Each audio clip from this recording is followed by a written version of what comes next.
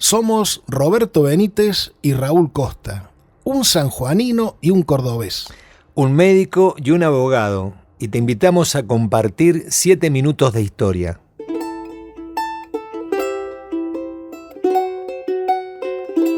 Siete minutos de historia.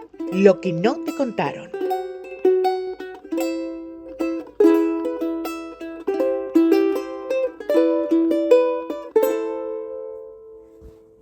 Vos sabés que hoy algunas personas, sobre todo los más jóvenes, por ahí se sorprenden cuando se enteran que en nuestro suelo había gran cantidad de esclavos.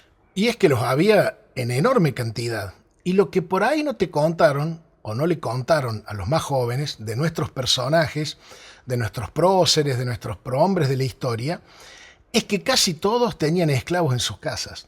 La Madrid, Moreno, Rosas, entre otros. Bueno, Martín de Álzaga, además parece que los traficaba.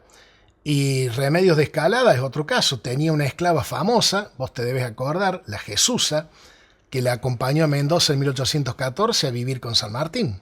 Por lo tanto, eso de que al país lo forjaron los inmigrantes europeos blancos es una verdad relativa. Los africanos habitaron nuestras tierras desde el siglo XVI y a comienzos del siglo XIX hasta 1812-1813 aproximadamente. Se calcula que entraron por barco a Buenos Aires y a Montevideo más de 70.000 esclavos africanos. Y otro dato que tal vez no te contaron es que un tercio de la población total de Buenos Aires, allá por 1810, era de origen africano, es decir, negros. Algunos, los de buena posición económica, seguramente incluso compraban lotes de personas directamente. ¿Y sabes en qué fueron clave los esclavos negros? En la defensa de Buenos Aires ante las invasiones inglesas de 1806 y 1807.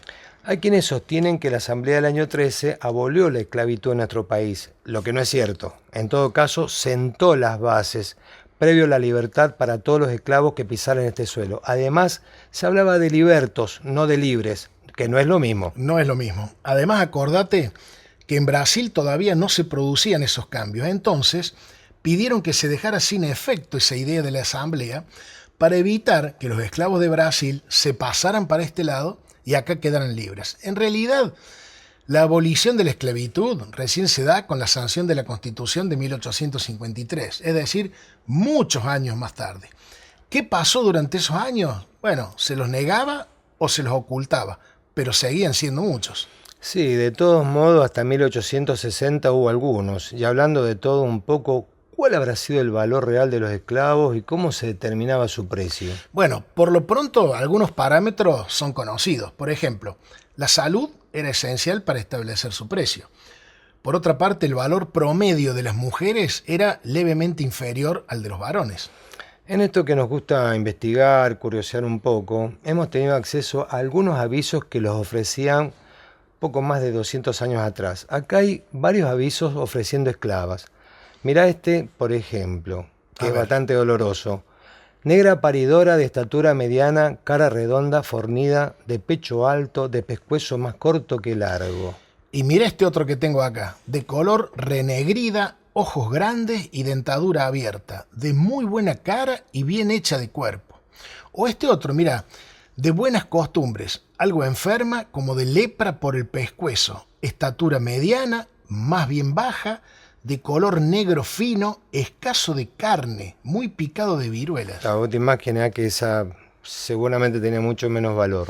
Seguro, lo que sí se ve que al pescuezo se lo miraban bien, ¿no? Sí, es interesante hablar de esto. Debemos dedicarle más adelante otros capítulos a este tema de los esclavos y su valor. Un tema doloroso, por cierto, y del cual, pero bueno, hay que referirse porque existía y es una realidad de nuestro siglo XIX. Fíjate que ya estamos a mediados casi del siglo XIX. También se conoce el testamento de Arenales. Juan Antonio Álvarez de Arenales, un auténtico prócer de nuestra patria. Tomémoslo a su testamento como ejemplo para ver cuánto valían, por ejemplo, las esclavas mujeres. ¿Te parece?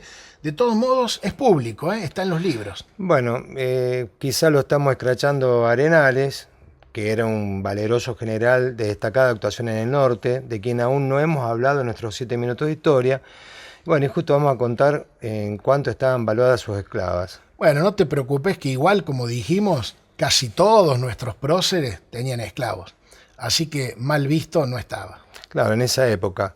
Dale, consideremos que Arenales murió en diciembre de 1831, así que el testamento es por lo menos de 1932, casi 20 años después de la supuesta abolición promovida por la Asamblea del año 13. Mira, acá dice que Arenales deja al morir, entre muchísimos libros y no pocos muebles y objetos, varias esclavas.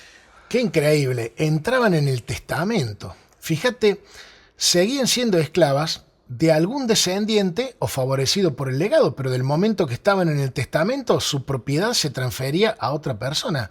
Fíjate acá, por ejemplo, se lee que Arenales deja una esclava de 60 años de edad, de nombre María, y que está valuada en 60 pesos. Y sí, acá hay otra de 50 años llamada Clara, que está valuada en 190 pesos. Bueno, mucho más cara, ¿no? Seguramente será por la edad. Dejó otra en el testamento de nombre Gregoria, de 24 años, y esta mujer valía 250 pesos. Y yo pienso que a más joven más valían.